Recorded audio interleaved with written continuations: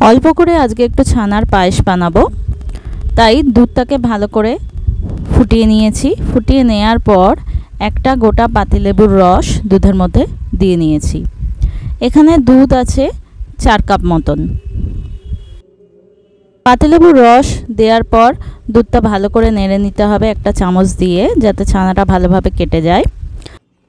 ছানাটা কেটে গেলে ভালো করে এটা ছেঁকে নিয়ে জল দিয়ে 3-4 বার ধুয়ে নিতে হবে।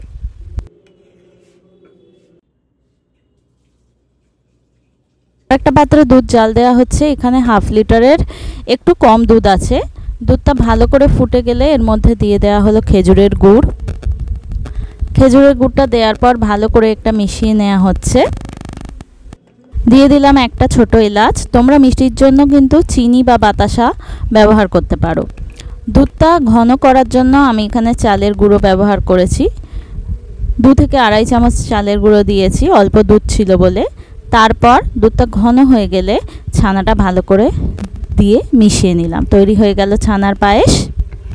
রেসিপি ভালো লেগে থাকলে লাইক, শেয়ার, কমেন্ট আর চ্যানেলটা সাবস্ক্রাইব করে পাশে থেকো।